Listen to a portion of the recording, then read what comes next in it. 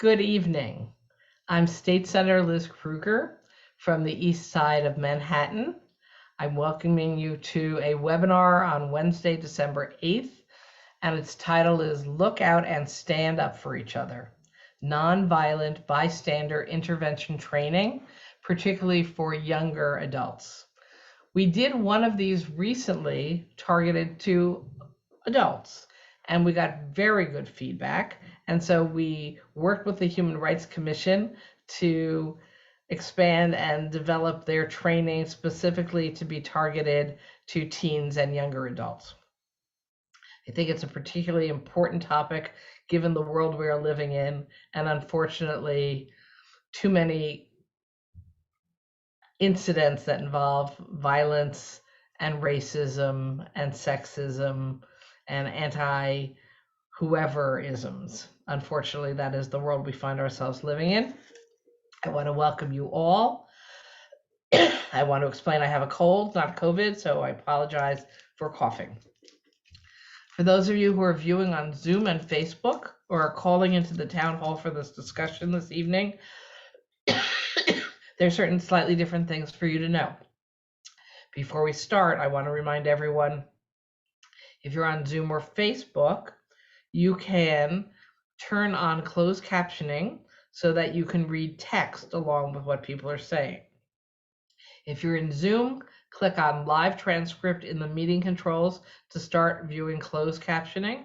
And if you're in Facebook Live, you'll see a setting button in the bottom right-hand corner of the video. Click closed caption CC to start viewing closed captioning. I also always start with a few announcements. Similar to last year during the holiday season, we are seeing an increase in COVID-19 cases and hospitalization rates in New York State. We now have a high level of community transmission in all 5 boroughs.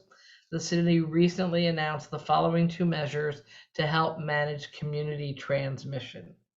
Starting December 25th, individuals 12 and up will be required to show proof of 2 vaccine doses to go for indoor dining, exercise, entertainment, and performance venues, unless you got the Johnson & Johnson vaccine, which only requires 1 vaccination. Starting December 14th, children ages 5 through 11 will be required to show proof of 1 vaccine dose to get into any of these activities as well. If you are not already vaccinated, I urge you to do so. I've urged you all to do so many times, I don't even know how to say it again. The city is still offering vaccine incentives. You can link to them, and there are links that will come up on chat. So the city is offering actual money for people to get vaccinated, but I will highlight the incentive that should really be your primary incentive is if you don't get vaccinated, you stand a much, much, much higher chance of getting COVID and getting sick, and you also will be causing other people to get sick. So when people say, I don't know why I need to get vaccinated, I'm not worried for myself, I beg you, care what happens to other people around you.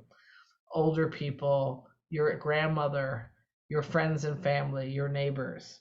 We need everyone to get vaccinated. Health Commissioner Chakchi issued a commissioner's advisory that masks should be worn in public indoor settings. It is important that your mask fits snugly on your face so there are no gaps and that your nose and mouth are both covered at the same time. This disease, COVID, spreads through the air, and it's amazing how effective a mask can be to protect you. And now we will move to tonight's event. Look out and stand up for each other. Nonviolent bystander intervention training. You should know the event is being recorded, and everyone who RSVP'd for tonight's event will receive an email of a link to the video a couple of days after the event. It will also be findable on my website. Many of us celebrate New York City's diversity because we believe that people of different backgrounds, beliefs, sexual orientations, and gender identities all make our city stronger. And that's been the entire history of New York City from the beginning of people coming to the United States, before we were the United States. I am very pleased to co-sponsor tonight's bystander training with the New York City Commission on Human Rights. The Commission designed this training specifically for students, and it will offer tools and strategies to help individuals respond safely when they witness a peer being bullied or discriminated against. Tonight's presenters are Chris Smith, who is the Youth Initiative's lead advisor, and Shaquan Womack, who is a racial and restorative justice specialist in the New York City Commission on Human Rights. After they each have their presentations, I will be moderating a Q&A portion of the event.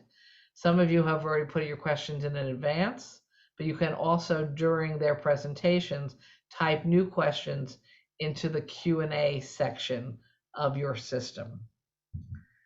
With that, I want to turn it over to Chris Smith and Shaquan Womack. Hi, gentlemen. So you turn on your cameras and your voices. Great. Perfect. Good evening, everyone. I just want to begin by saying thank you, Senator Krueger, for inviting us to facilitate this conversation with your constituents, and want to thank everyone for attending this evening. My name is Chris Smith. I am the Youth Initiative Lead Advisor at the New York City Commission on Human Rights, and it's my job to make sure that I have these types of conversations with young people regarding areas of discrimination and ways to not only identify discrimination, but being able to do what they can to prevent discrimination from happening to not only yourself, but others. And I'll pass to my colleague, Shaquan, to introduce himself. Hi, good evening, everyone. My name is Shaquan. I am the Racial and Restorative Justice Specialist at the Commission. I'm very happy to be here. Um, I love, I grew up here in New York City. I've moved around a lot, but I've come back because I love the city so much and love the diversity within the city, and just and how much of a melting pot, melting pot it is. And part of me being back is also wanting to support and um, ensure that this place is a place in which folks can feel comfortable and be their authentic selves. So I hope you all get something out of this training tonight. I will say that, throughout the presentation, there will be some times where we'll be asking questions. And if you have, if you want to give answers to those questions, you would put that in the Q&A. So I just want to let y'all know that. So make, not in the chat, but in the Q&A section. And we'll, review those answers because, you all have some knowledge already. And it's just a matter of pulling that out of you. So without further ado, I will share my screen and we can get started.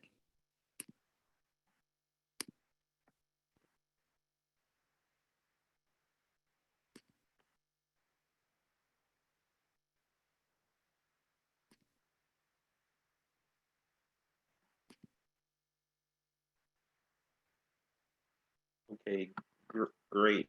Thank you, Shaquan. And yeah, the name of this workshop is Look Out and Stand Up for Each Other. It is our nonviolent bystander intervention training. We launched this training last year because we saw the the growth in harassment and attacks against many different communities, and we wanted to make sure that young people were aware of what their rights are, and as well as aware of different strategies to safely intervene in a situation that is that is discriminatory or some form of harassment based on a person's identity. You can go to the next slide, Shaquan. Okay. All right. So today, what we'll be discussing this evening, we'll first and foremost give you an overview of what we do at the New York City Commission on Human Rights, and how we, and not only our mission but how we do our job. We'll also have icebreaker activity to kind of be, before going into a deep discussion, being able to engage with you all a little bit virtually. We will also go into discussing like who is a bystander, what is a bystander, and really further enhance your knowledge and understanding of what a bystander is. being able to discuss different bystander intervention strategies and the best way to intervene and a safe way to intervene. We also discuss like types of conflict, the 5 Ds of the de-escalation strategies, and as well as learning how to assess a situation to whether it is safe to intervene or not. And then we will go through some scenarios to kind of put some of the things that we will learn this evening into practice.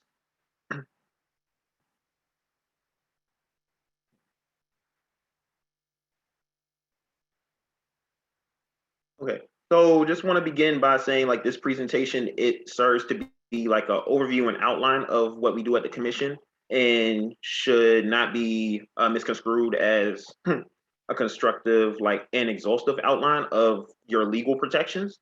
We start by saying this because we don't want people to misinterpret this as legal advice. If you have specific legal questions regarding what we discussed tonight, regarding the human rights law, we always encourage everyone to call 311 and ask for the commission, or call us on our direct line, which we will share with you.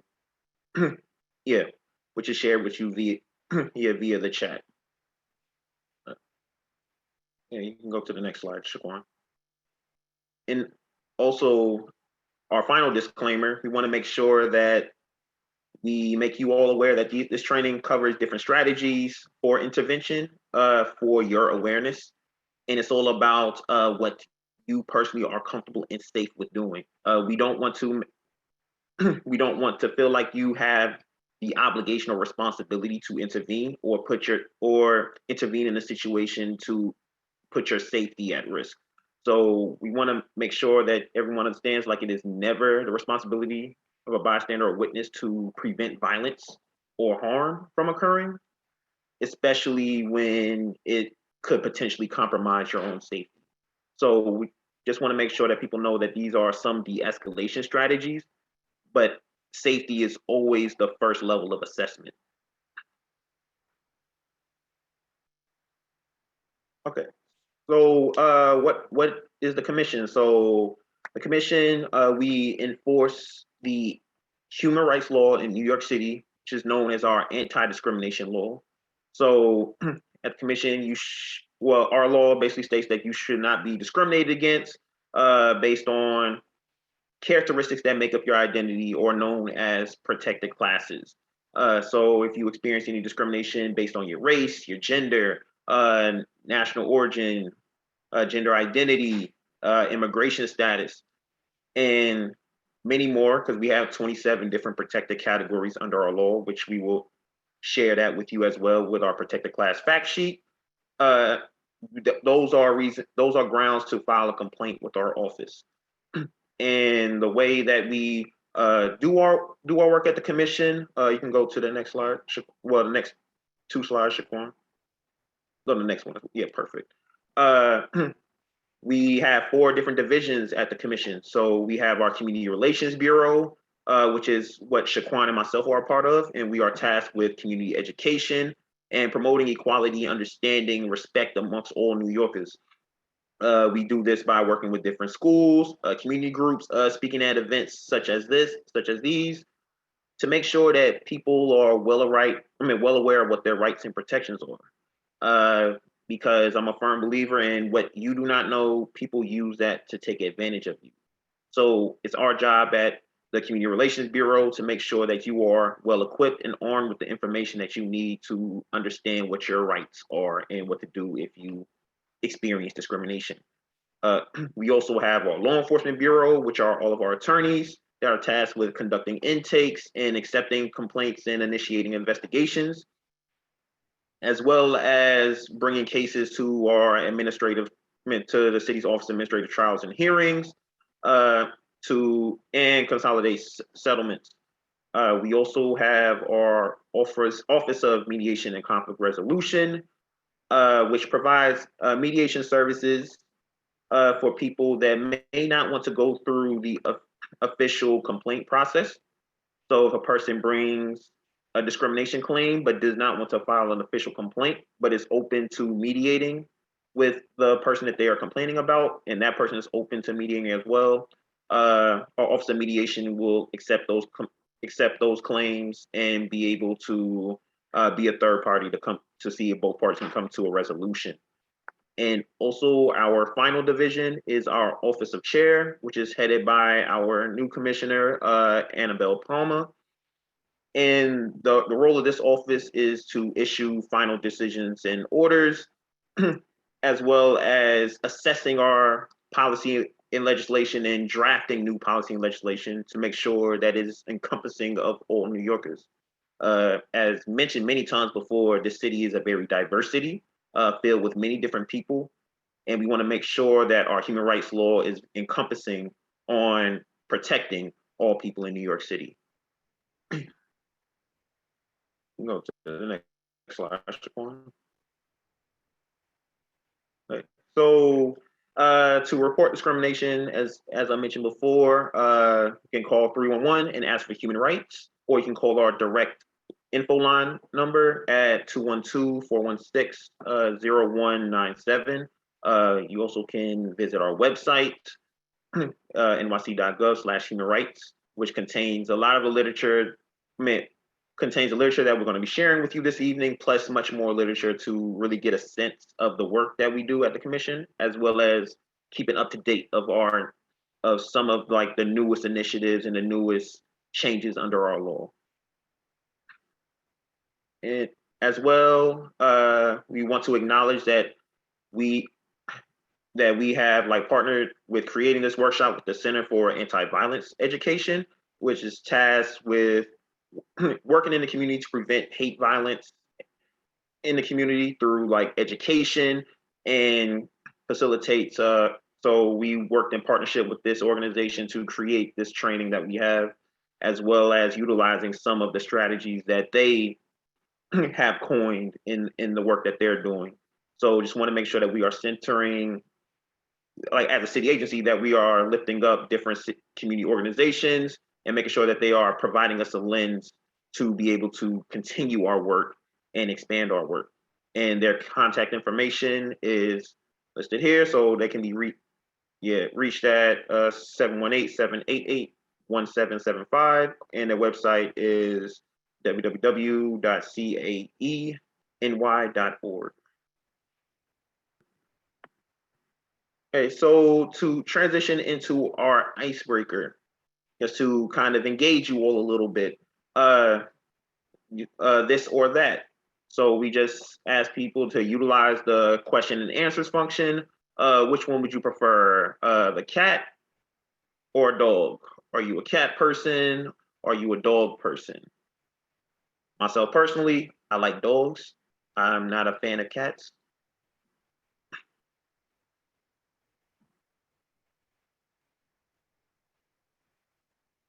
Okay. I see a dog, I see cat.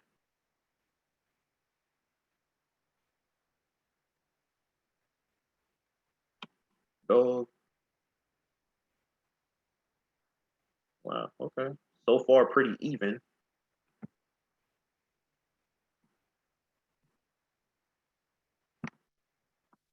Oh, all right, somebody said both.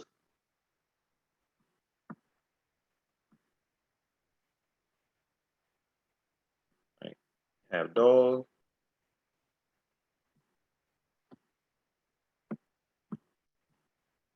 Okay. Yeah, so from what I saw, pretty balanced, even crowd. Okay, you can go to the next one, Shaquan. Okay, for all my young people in attendance and those who love social media, uh, which one, this or that, Twitter or Instagram?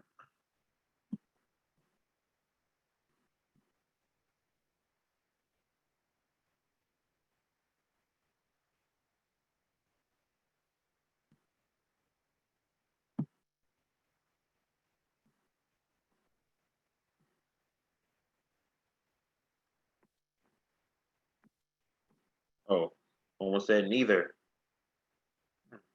Not a big fan of social media. I understand that. All right, so we got somebody that says Instagram. Okay. Insta. Yeah.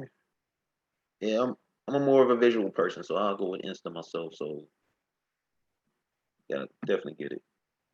Twitter is cool, but Insta's better. All right. Okay. We can go to the next slide, Shaquan. Okay, so yeah, our final is that. So now we need to get into a little more of some serious questions. An upstander is someone who intervenes and stands up on behalf of another person or a group of people that are being bullied or attacked or discriminated against. So, question one: do you consider yourself an upstander? We'll just take that first question.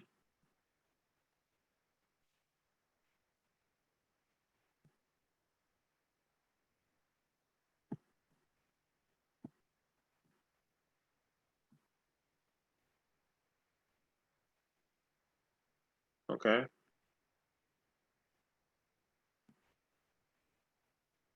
Okay, you got.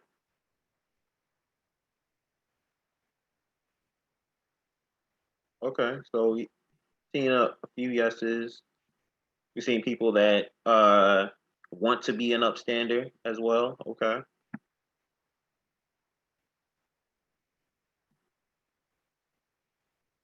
All right. And all right, yeah. So just thinking about being an upstander, do you think being an upstander is a form of self defense or not? No.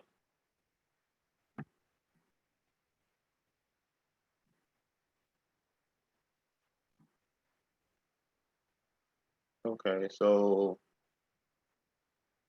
yeah, I see a I see a yes, I see a no.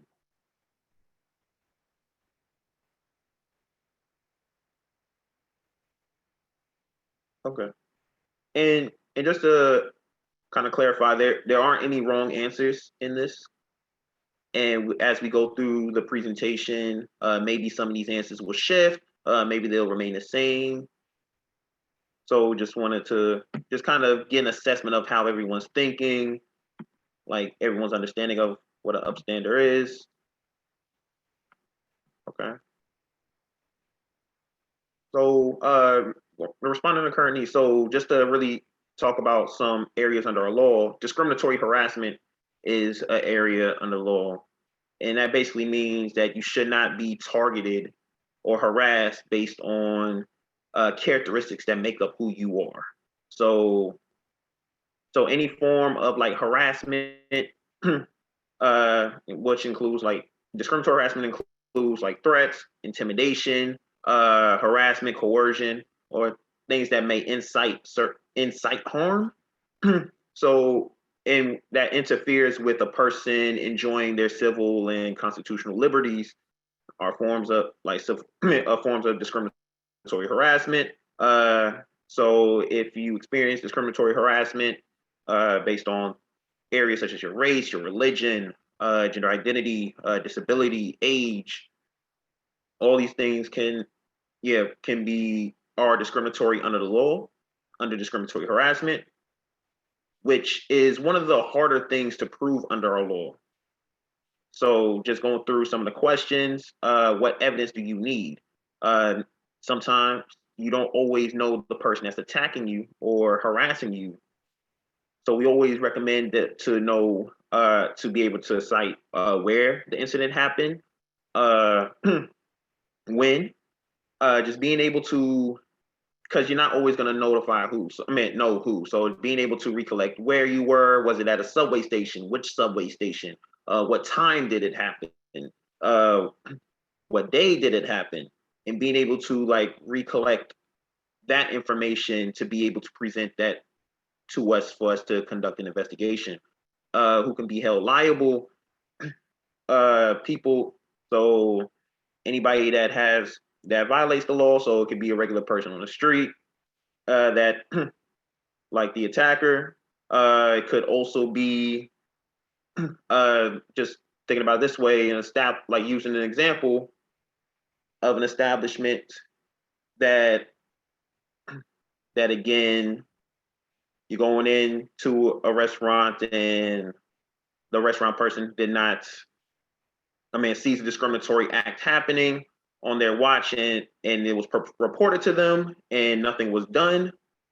They can be held liable for not sharing that information that was brought to their attention. So there's many different people that can be held liable under the law if if these acts happen. Hateful graffiti towards a person's or a group of people's perceived or actual protected class is also can be discriminatory harassment under law.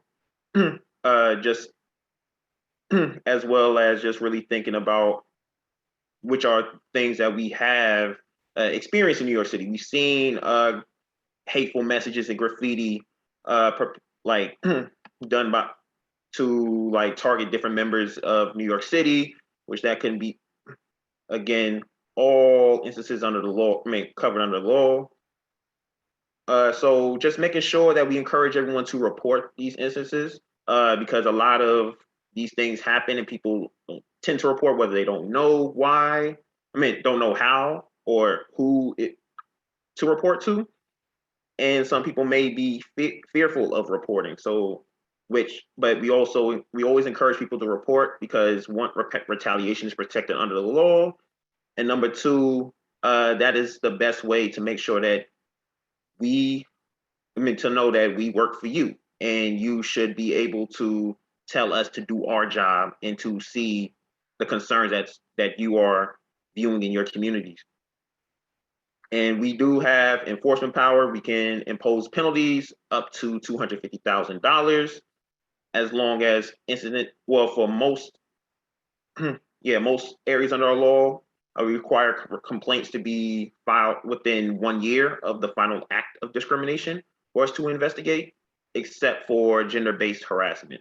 But most cases in New York City, we require people to file a complaint 1 year after the final act of discrimination. And we also, again, respond to different instances through days of action, community education, as well as conducting investigations through our law enforcement side. You can go to the next slide. And to really discuss the reasons why we are having this conversation today, one of the reasons we established a COVID-19 response team during the earlier parts of the pandemic because of the data that we were receiving. So based on data from February of 2020 to the end of 2020, received over 600 related bias instances from COVID-19, and 205 of those instances were targeted to Asian Americans and were anti-Asian events. And the year in 2019, it was 30. So we saw exponential growth in attacks on the Asian community within COVID.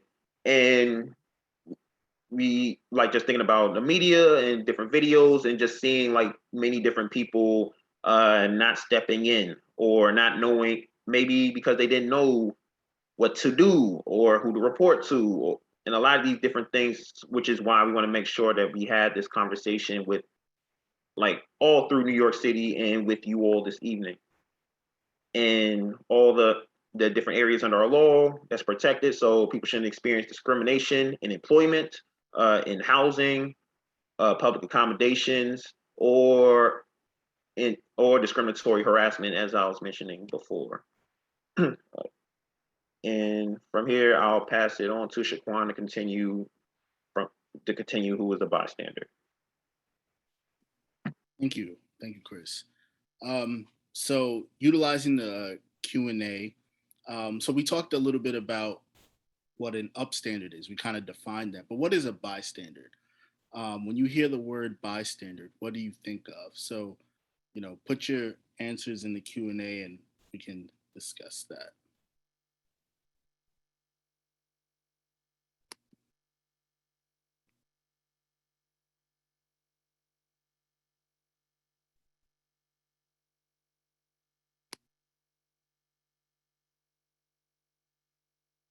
I see someone who is in the vicinity or witness to an incident. That's a pretty good answer.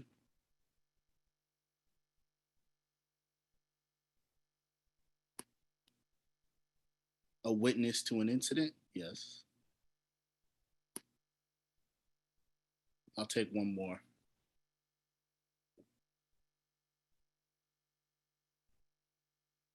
A bystander is someone who sees something happen but may not say anything. That's pretty good too. So let's see. So a bystander is someone who is present at an event or an incident but does not take part. So folks were right about that. And like we said before, an upstander is a proactive bystander, a person who uses strategies to help prevent, reduce, or stop harm. Um, we kind of answered the first question, um, but for the second question, if you can put in the Q&A, what are some reasons that have prevented you from being a bystander, or that have prevented you from being an upstander and only a bystander?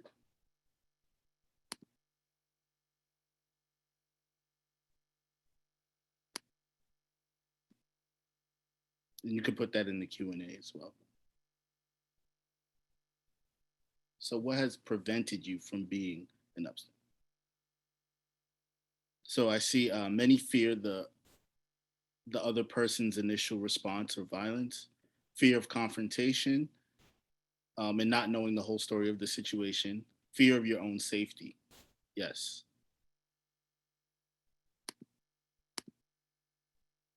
So, I mean, folks have definitely named some great things. And what we've seen is that, they may not know what to do to intervene or address the situation. So they may not have the skills or have learned. They are afraid that they might make situations worse.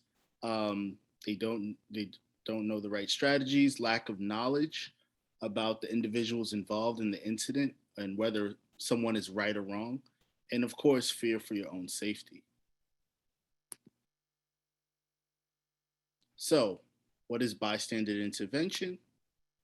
Bystander intervention is recognizing a potentially harmful situation or interaction and choosing the right way to respond, and positively influence the outcome. So it's someone who steps up. Now, there are different types of conflict. There's the obvious one that you see, which is very physical. So that can be fights, pushing, things like that. There's verbal. So you might see two folks or several folks against one person or a group of folks, and it can be a back and forth. A threat, which is usually when someone says that they're going to do something to someone, and then harassment, which is the constant and continual. It could be continual threats, continual insults, continual, and in the case of bias incidents, it can be continually using a certain slur or using very harmful language towards a person. So when there is a verbal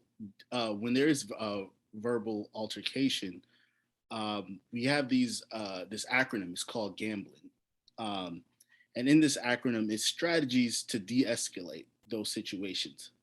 So first, we want to get one of those strategies is to get to the we.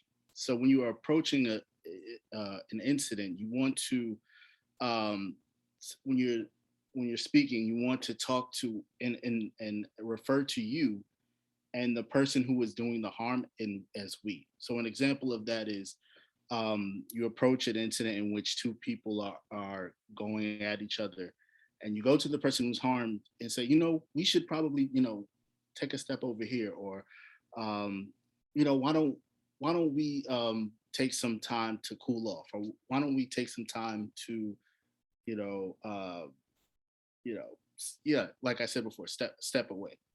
You also want to offer alternatives.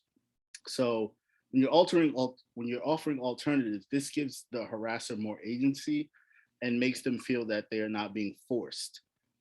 which if you're telling someone what to do, oftentimes it escalates because they feel like they're being forced to do something. So, as I said before, hey, why don't we take a step over here? Or, hey, why don't we take, hey, like, why don't we take a breather? Things like that.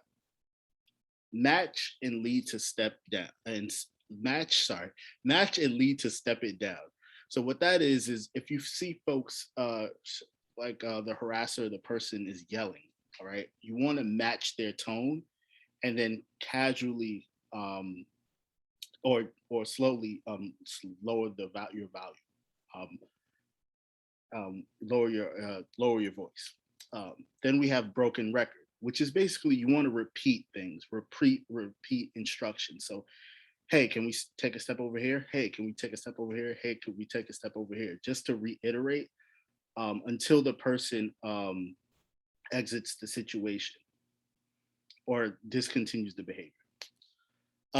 Lose to win, pick your battle. So you never want to put yourself in a situation in which you feel that you're going to be physically harmed and hurt. So some situations you don't want to you don't want to intervene. So pick your battles. Also, think about the folks who are involved. So like, let's say this is happening at a school and the person, it's easier to do to use these strategies. If you're on the street and you see some violence, there are other strategies that Chris is going to talk about later in which you can support the person who's being like physically harmed. But you always want to really assess the situation in your own safety. When you are expressing your own feelings, you want to use I statements. So you want to make sure that that you're saying, I think, I think this is wrong what you're saying, and it makes me feel this way, right? And then you also want to name the behavior. So you don't want to name call. So you don't want to say, oh, you're a racist. Oh, you're homophobic. But what you can say is, hey, what you said was homophobic. What you said is racist, or what you said is hurtful, or what you said, and if what you can do is you notice the person who's being harmed, you see an emotion that they're feeling, you can say, hey, what you said did this to this person, right? So when you're approaching an aggressor, you never want to approach them from behind or get directly in their face. You want to approach them from the side. And also, if one of these techniques don't work, you can use a combination of the strategies or move on to the next one. So just some reminders for being an upstander. You're a support and not a savior. So you're seeking to prevent harm towards others, but not swooping in as saviors.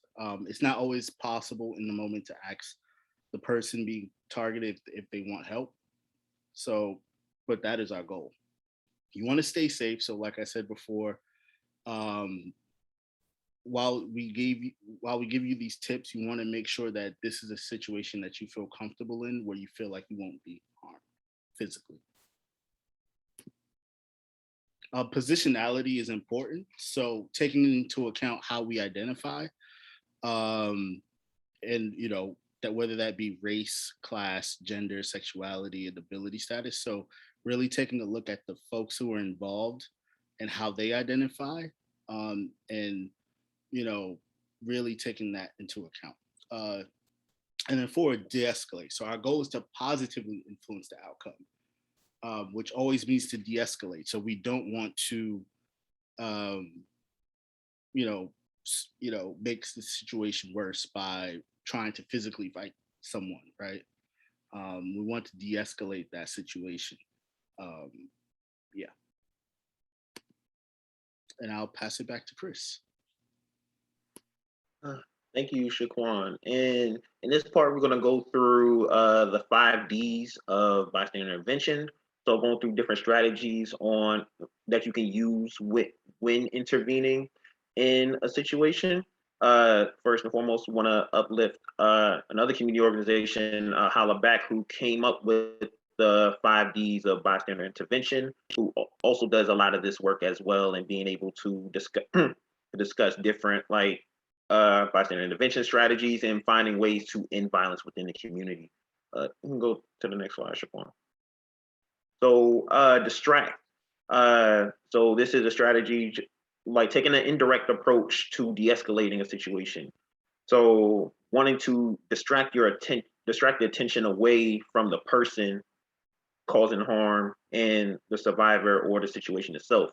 So just looking at the picture as an example, being able to, a person seeing that another person is harassing a Muslim woman and saying things that are Islamophobic, going up and sitting next to this, next to like the survivor and like striking up a random conversation. And as you can see, like her positionality in the image, yes, she is making eye contact with the person that is being verbally harassed, but also having a body square in a position just to pay attention, just in case the harasser takes it a step further. So being able to not to acknowledge the harasser, but continuing a conversation about something random, such as I heard about this movie. How do you feel about it? Or going up and asking for directions somewhere. That's also could be a distracting tactic. Just somewhere where you can take the attacker's focus off of the person, off the survivor that's being harassed. Go to the next slide. Perfect. Delegate, another strategy. Basically, we are powerful in numbers. So thinking one of the best ways to use a delegation strategy, if you're like you are with friends and you notice someone in school being bullied based on their race or their gender by a group of people that you might be comfortable knowing, so you would possibly intervene based on your positionality within the group.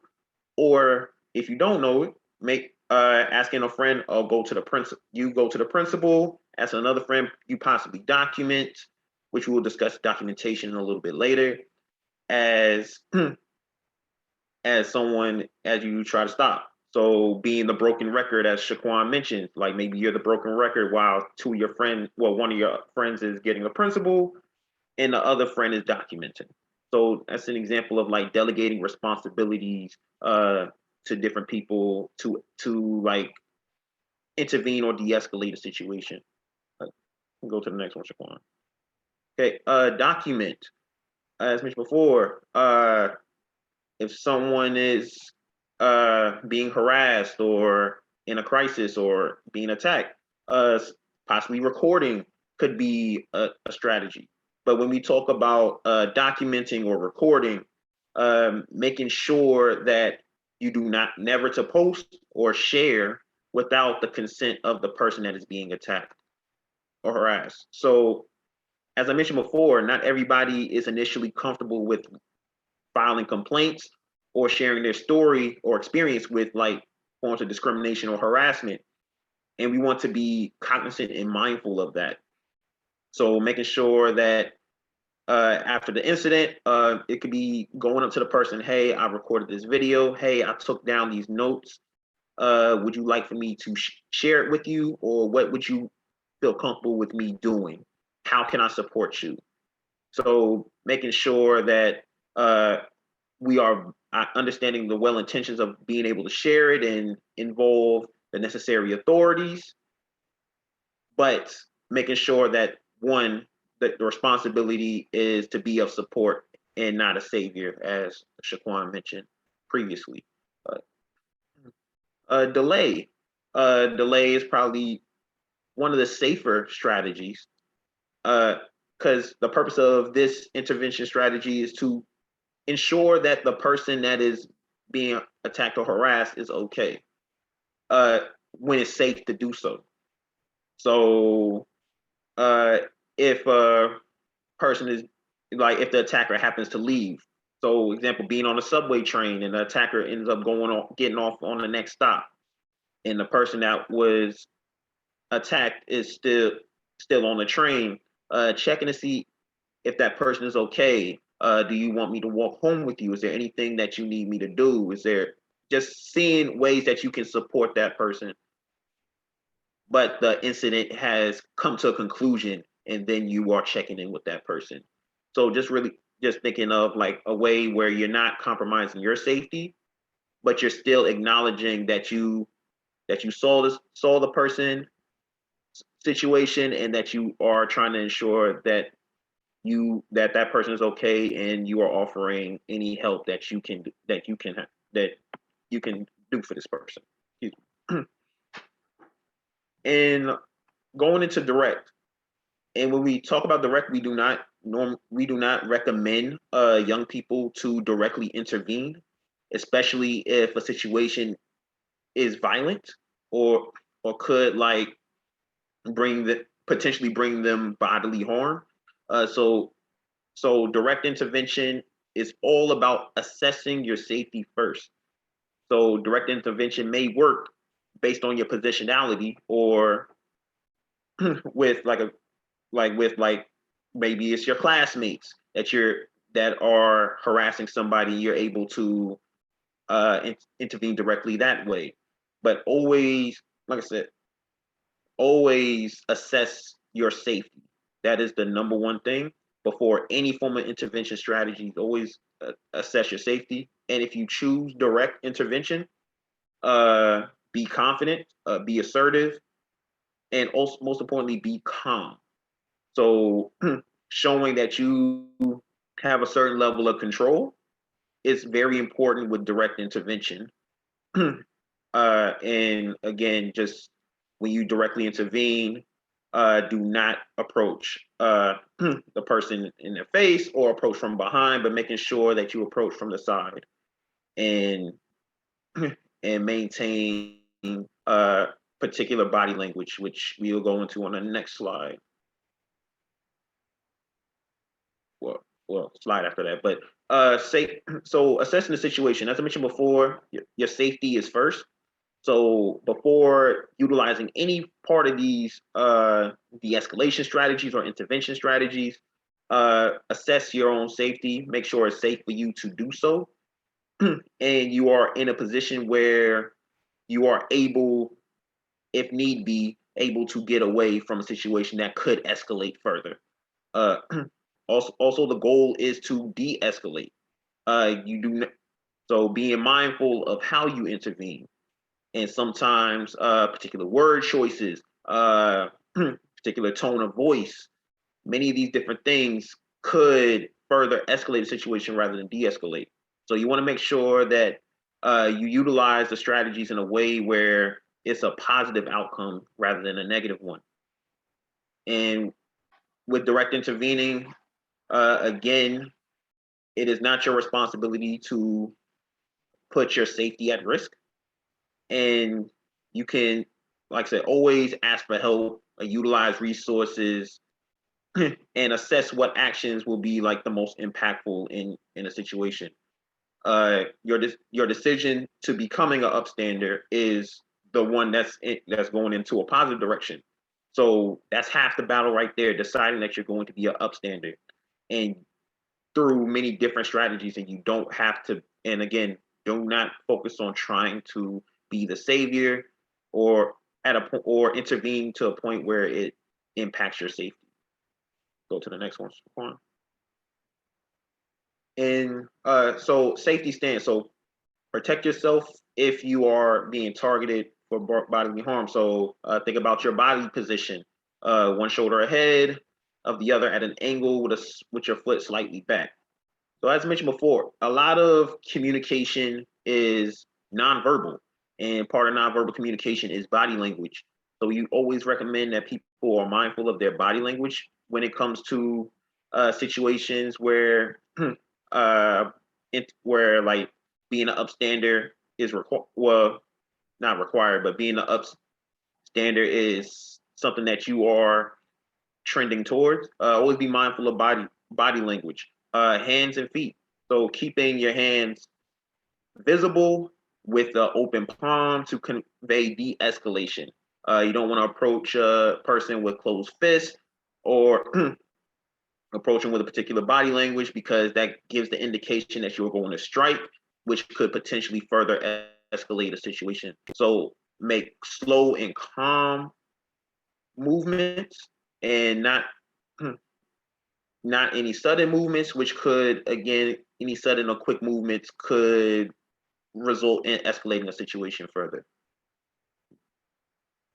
And I'll pass this on to Shaquan to continue. Okay, so now, you know, now that we've, learned these strategies um and have and now that we've learned these strategies, it's time to practice, right? And I have two scenarios for folks, and utilize the Q&A to answer how you would approach these scenarios based off of the things that we talked about earlier. So, our first scenario is at school, you hear a group of rowdy girls walk over to a black student at their locker. They bicker with the student and loudly call them racist and homophobic slurs as they leave. The student seems hurt and their confidence is broken. How can you intervene in this scenario? What do you do if you witness it? And decide which one of the 5 Ds works for you. So I'll take some time to put in the Q&A what you would do in this situation.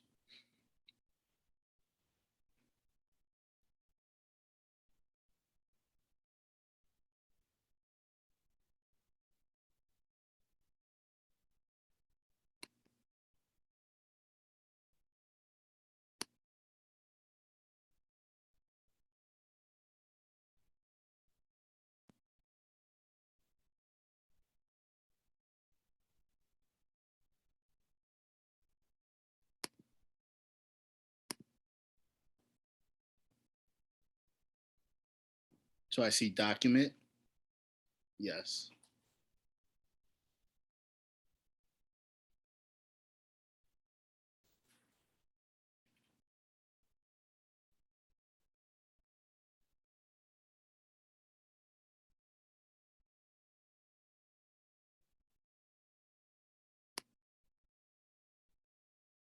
Okay.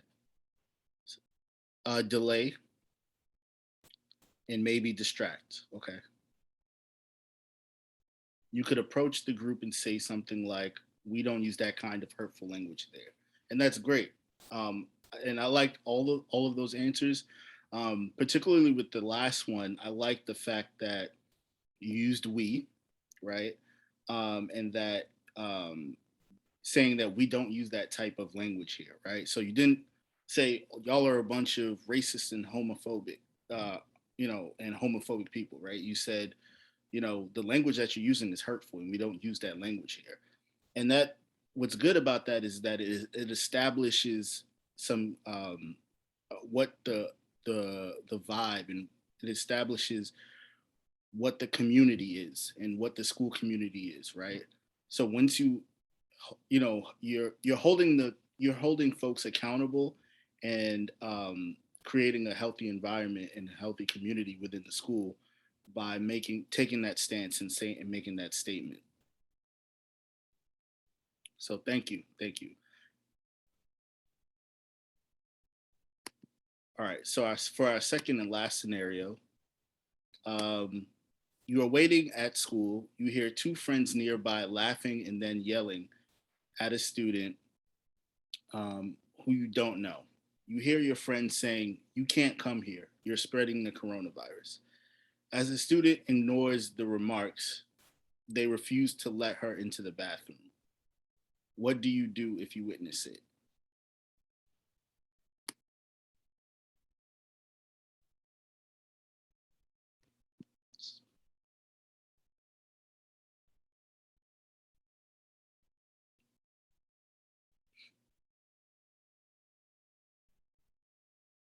Direct. So directly approach.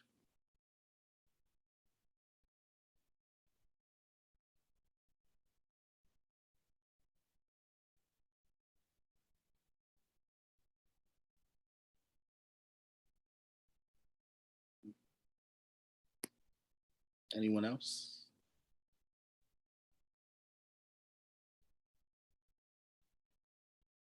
I see direct. I see someone say, go up to your friends and tell them that that wasn't very nice of you. Also, go and directly tell them to stop what they are doing and comfort the victim afterwards. So that is something that we did, discuss as much. But you definitely, after you intervene into it, you intervene in an incident, or you want to make sure that you are um, taking care of the person who was harmed. Um, and in those instances, you also have to look at body language and positionality too. So, making sure that when you go up to the person, they might have experienced something that really hurt them and triggered them. So, giving them space, like physical space. So, making sure you're not when you approach the person who has been harmed, that they're not too close. Making sure that you're asking them questions like, "Hey, are you okay? Are you okay? What do you need in this moment? Is there something that you would like me to do to support you? Where are you going next? Do you need any support with that?" One thing I would say in this incident as well is delegate. Right, this person is they're blocking the bathroom, so you definitely want to delegate in terms of um, and when I mean delegate, it would make sense to reach out to the staff member and say, "Hey, hey, this person is like blocking the bathroom. Would this person is blocking the bathroom. Could you help me, address this?" Right. So reaching out to a staff member, or reaching out to anyone working within the school. Right. So, but great job. You all did a great job with the scenarios. We can move on. Uh, in the scenario, so how would well, actually, so now that we've talked about um, taking care of folks, what is one way you will take care of yourself or your loved ones during this time? Just to close out, you can put that in the Q&A.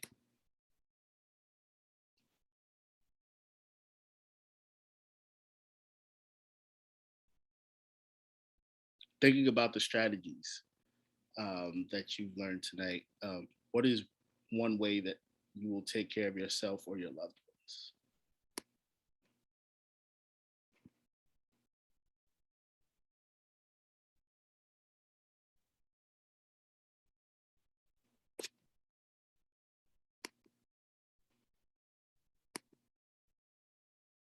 Always ask questions. Yes.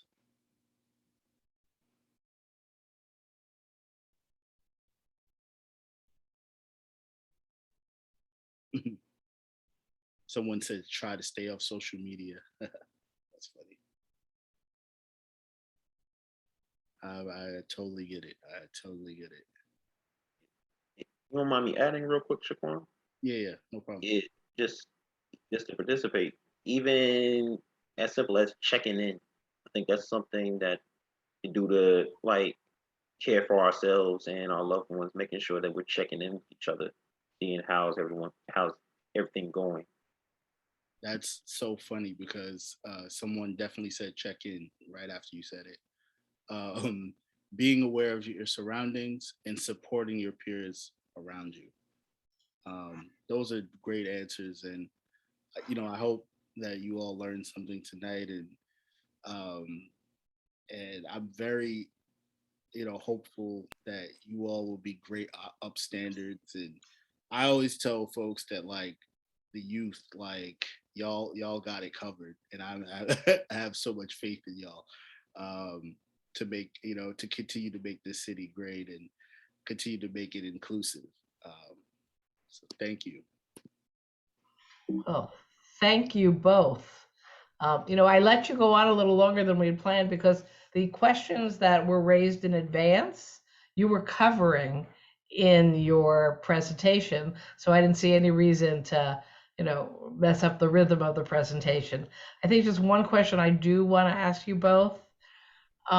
Do we know whether the New York City school system, the Board of Education, excuse me, Department of Education, and or CUNY have their own systems for reporting in bullying incidents?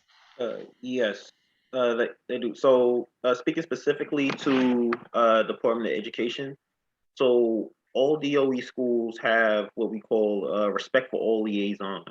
So that is their contact person for any form of discrimination, bullying, or harassment that happens at school. Once it's brought to that person, they are mandated to go through a process via DOE to reporting it to the principal, and further measures are conducted within a certain amount of time period. All it could to find your respectful liaison. It's as simple as you can go to the Department of Education website, type in the name of your school, and it literally lists the name of that person. So as well as like your your Title IX liaison as well. So for like gender-based harassment complaints. Got it. And then one additional question. So some of these different models that you were showing us how to use, have they been sort of compared whether they work better with certain racial groups or cultural groups? For example, is there specific kinds of words that are acceptable or less acceptable with different populations in New York City? Okay, that's a great question. And Shaquan, you can feel free to jump in. Yeah. From my perspective, we did thinking about like different cultures and backgrounds and how people were brought up in like not directly intervening just based off of cultural beliefs of like, oh, we don't complain, we don't report, we just continue to live the day to day, or don't intervene because it's none of our business. So we've seen some of those different things when it comes to cultural differences. Particular strategies to utilize and what's best in that regard. I'm not 100% knowledgeable of that, but maybe my colleague might. Do you have any further insight, Shaquan? Yeah. So I would say that there's definitely there's certain based on certain identities and how folks identify, they might preference a certain strategy, right?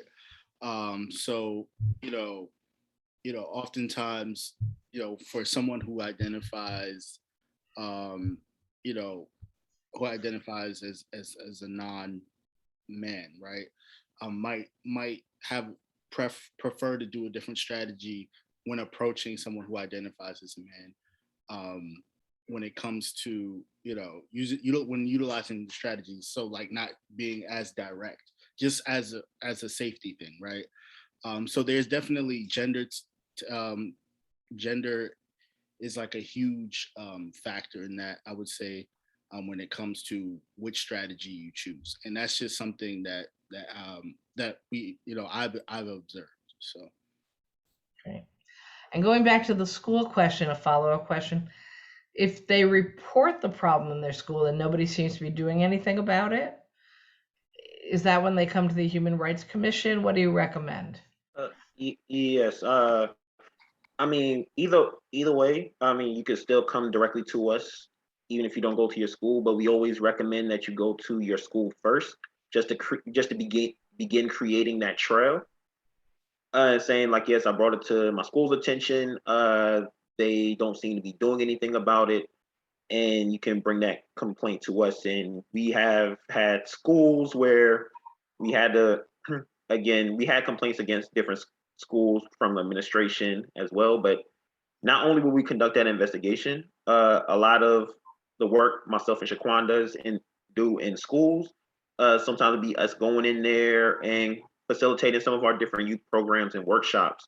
Shaquan is a restorative justice person, so it could be hosting like circles with students to really not just to really unpack some of the different like events of discrimination that happen in their space and really get their feelings about it.